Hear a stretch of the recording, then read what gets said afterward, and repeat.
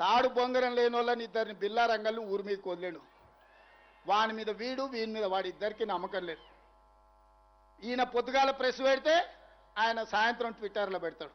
ఈయన సాయంత్రం అది పెడితే ఇంకొక ఆయన గుడికాను బడికాను ఫోటో దిగుతాడు. మీకే పొంతం లేదు. మీరు మా గురించి మాట్లాడేది. ఇవాళ ఆయన ఉత్తమానికి లెటర్ రాసిండు. ఆ లెటర్ చదివితే ఇక నాకు నవ్వాలనో ఏడవాలనో కావాలి. 10 ఏళ్ళు ఏడ్చినావు కాబట్టి ఆ కాళేశ్వరం కూలిపోయి ఈరోజు 1,00,000 కోట్లు గోదావరిలో గడిచిపోయినాయి. మళ్ళా మాకు చదువు చెప్పనికి పోతుండు, సన్నాయి శుద్ధులు చెప్తుండు. నీ అంత సన్నాసితో చదువు చెప్పుకునే దరిద్రం మాకు దాపరించిందని నేను అడుగుతున్నా.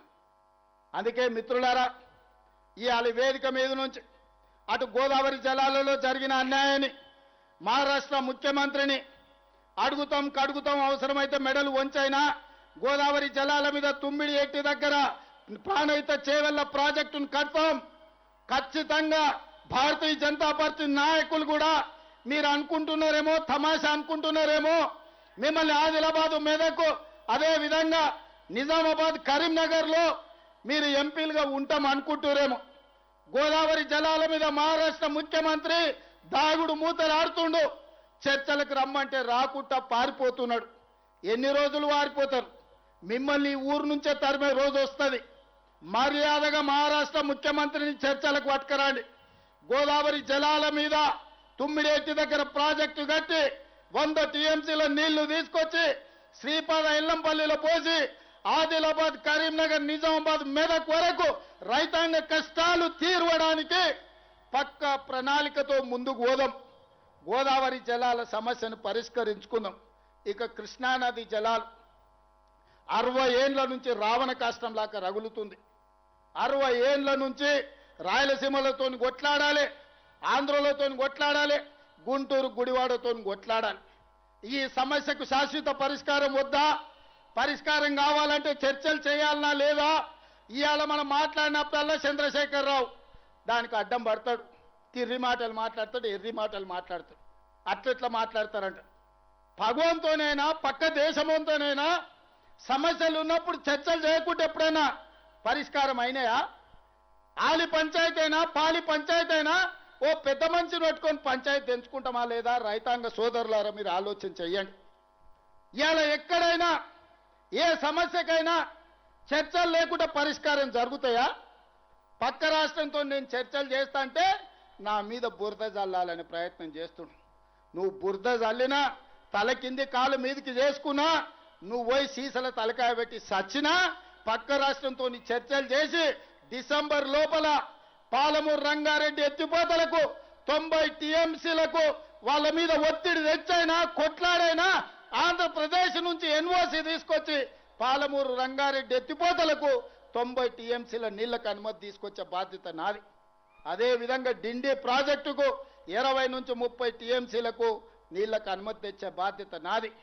ఇవన్నీ చేసుకుంటూ ఉద్దండాపూర్ వరకు కావలసిన నీళ్లు, ప్రాజెక్టులు సంవత్సరం తిరిగే లోపల పూర్తి చేయడమే కాకుండా రాబోయే 2.5 ఏళ్లలో జూరాల దగ్గర కొత్త రిజర్వాయర్ కట్టుకోవడం కానీ, కర్ణాటక మక్తల్ సరిహద్దుల్లో బ్రిడ్జ్ కమ్ బ్యారేజీలు కట్టుకోవడం కానీ, కల్వకుర్తి కానీ, భీమా కానీ, నెట్టంపాడు కానీ, కోయిల్సాగర్ కానీ, నారాయణపేట, మక్తల్, కోడంగల్ ఎత్తిపోతల పథకం కానీ, వీటన్నిటి మీద గ్రీన్ ఛానల్లో నిధులు ఇచ్చి ప్రాజెక్టులు కట్టుకునే బాధ్యత మనది. మిత్రులారా, అప్రమత్తంగా ఉండండి. దొంగలు వస్తారు, గోడ సాటును వస్తారు, గూడు పుటాని చేయడానికి వస్తారు. పాలమూరు జిల్లా బిడ్డలు అప్రమత్తంగా ఉండాలి. మన దగ్గర ఉన్న బిడ్డలు కూడా, మనోళ్ళు కూడా సోయలేక దొంగలకు సద్దులు మోసేటోళ్ళు కొందరు ఉంటారు. ప్రతి ఊర్లో ఓడు ఉంటాడు.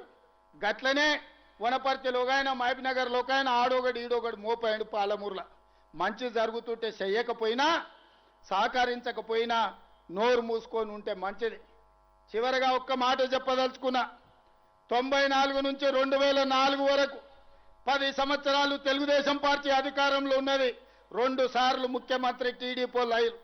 2004 నుంచి 2014 వరకు కాంగ్రెస్ పార్టీ అధికారంలో ఉన్నది. 10 సంవత్సరాలు 2 సార్లు కాంగ్రెస్ పార్టీ ముఖ్యమంత్రి అయిన. 2014 నుంచి 2024 వరకు బీఆర్ఎస్ ఉన్నది.